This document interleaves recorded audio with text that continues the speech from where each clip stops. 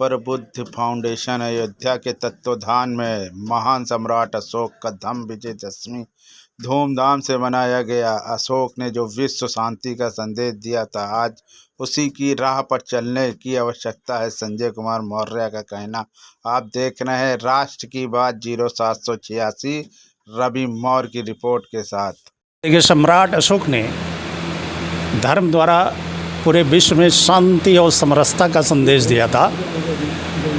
तो धम्म विजय दिवस के अवसर पर मैं पूरे विश्व को शांति का संदेश देना चाहता हूँ, क्योंकि इसी मकसद से संयुक्त राष्ट्र संघ की स्थापना की गई थी। और संयुक्त राष्ट्र संघ जो है हमेशा शांति की स्थापना के लिए जो संदेश देता है, तो उसमें सम्राट अशोक का नाम जरूर लेता है। तो इसका मतलब सम्राट अशोक ग्लोबल सम्राट थे।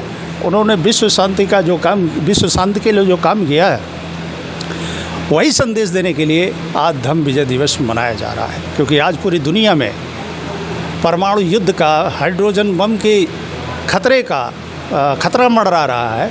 ऐसे में सम्राट अशोक के दर्शन का, उनके नीतियों का, उनके सिद्धांतों का अब पूरे विश्व के लिए, पूरे मानव जाति के लिए निहायत ज़रूरी हो गया है। और इसी को ध्यान में रख करके सम्राट अशोक का ये धम्म दिवस, विजय दिवस मनाया जा रहा है। हम आज पूरे विश्व को आपके माध्यम से, पूरी दुनिया को संदेश देना चाहते हैं कि अब पूरा विश्व युद्ध रोक करके सम्राट अशोक के शांति और समरसता के रास्ते पर चलने का काम करें। और पूरे देश के, हम अपने देश के जो नेतृत्व करता हैं, पूरे दुनिया के जो नेतृत्व करता है, उन सब को संदेश देना चाहते हैं कि अब युद्ध पूरे मनुष्य जाति के लिए खतरनाक होगा।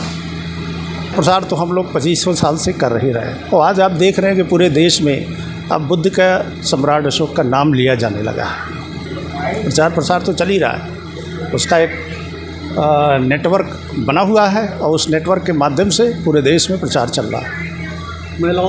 महिलाओं में अभी उतना तो नहीं, लेकिन फिर भी प्रभाव पड़ रहा है, ऐसा बात नहीं है। जो प्रबुद्ध महिलाएं हैं, जो पढ़ी लिखी हैं, जो कार्यक्रमों में पार्टिसिपेट कर रही हैं, तो उनके ऊपर इसका गहरा प्रभाव पड़ रहा है।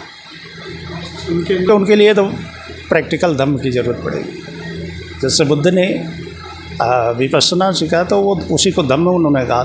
सम्राट अशोक ने बृहद पैमाने पर बिहार की स्थापना की। जैसे आज गांव-गांव में प्राइमरी स्कूल खुले, सम्राट अशोक ने बिहार खोला था। और उन बिहारों में शिक्षा का और साथ ही साथ धम्म सिखाया जाता था। इसलिए उसको इम्प्लीमेंट करने में पूरे भारत के लोगों को आसानी हो गई। और बच्चों में संस्कार देने का काम महिलाएं करती हैं। अगर महिलाओं के अंदर धम्म का अगर असर होगा, तो निश्चित तौर पर आने वाली जनरेशन पर भी उसका प्रभाव पड़ेगा, संस्कार जाएगा।